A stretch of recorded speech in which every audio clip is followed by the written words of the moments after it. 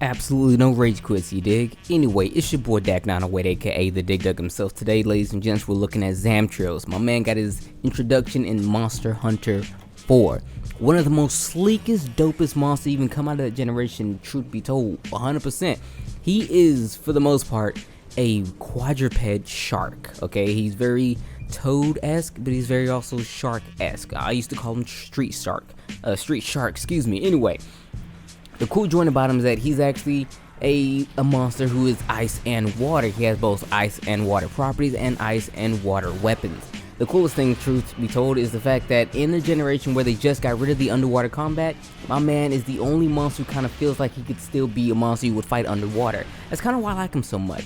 But not only that, he's actually a very good hunt. There's a lot of cool things about him that are just wildly different from all the other monsters even out there and that's available.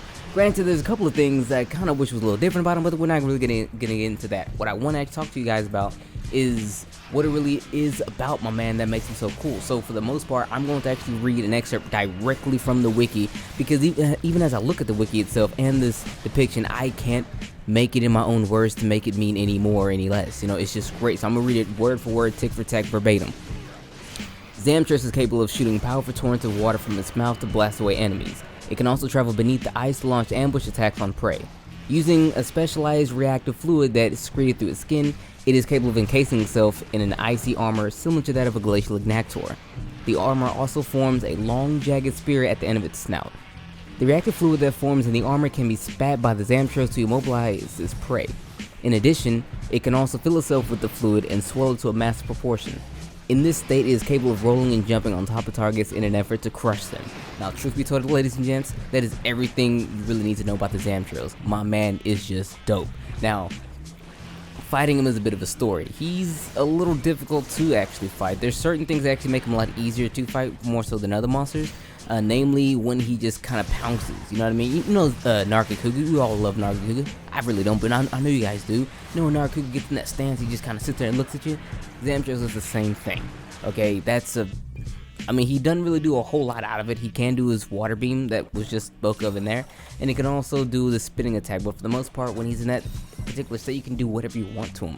Lots of times you can actually attack him and get him to just get stunned and he'll fall over and drop a shiny, so take advantage of that. Other than that, just kind of stay away from the front of his face. Dead serious, all the action is in the front.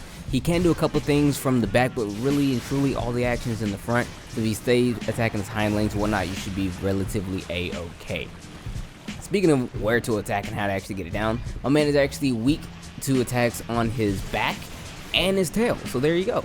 Also his stomach, but that's when he bloats up really big. Like, so when he bloats up really big, hit him in the stomach, massive damage to his stomach. The elements you're gonna want to actually come here with are actually thunder, followed then by fire.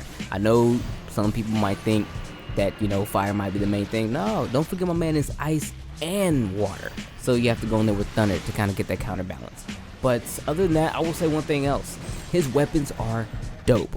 Like almost 153% dope. A lot of his weapons are really slept on. His base weapons, which are usually, I believe, rarity 4, they're the ones that actually have the high attack that most people will probably want to go and cater towards. Because the attack for those weapons, they tend to be around 340 and some even 350. I know his sword and shield has 350 attack.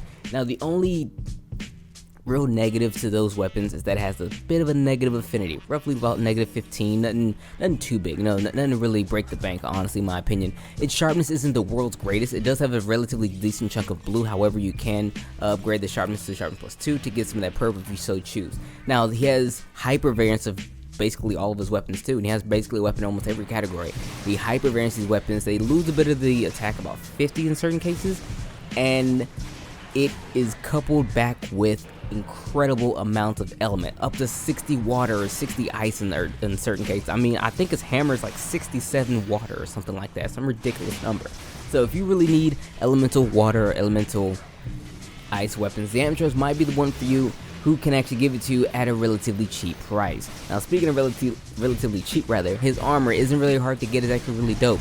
His regular baseline Zamtrios armor will give you 13 points into guard, Cold-blooded, which is an ability where if you're in the cold areas, you're actually immune to being afflicted with the cold, but your attack also increases.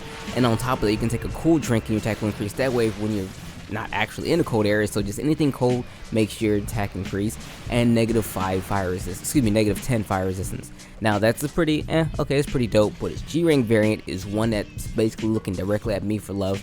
Gives you guard +2, cold-blooded, and 11 points into artillery. So with that, it's a very decent lancing set, or even a pretty decent charge blade set, because this charge blade is incredibly good. But ladies, gents, boys, girls, with that being said, that's the man Zamtrios right there. For the most part, he's a very lovable kind of guy. He's just kind of hard to really love because he's kind of spiky and edgy. But his weapons and gear is actually very, very good, and fighting him isn't too hard of an affair. However, I do recommend you guys come in here with adept or brave styles and couple them with weapons like dual blade, sword and shield, longsword. Quick moving weapons allow you to be a little bit more mobile on your feet. To use lance and hammer and greatsword, cumbersome weapons, you require a different type of fighting style. But for the most part, it's been your man Zamtrios right there, and it's been your boy Dak908. Thank you guys so much for watching, and if you care to support me in greater details, you can actually become a patron on my Patreon. Links for all that will be in the description. Also, social media links as well. Take care, everyone. It's been your boy.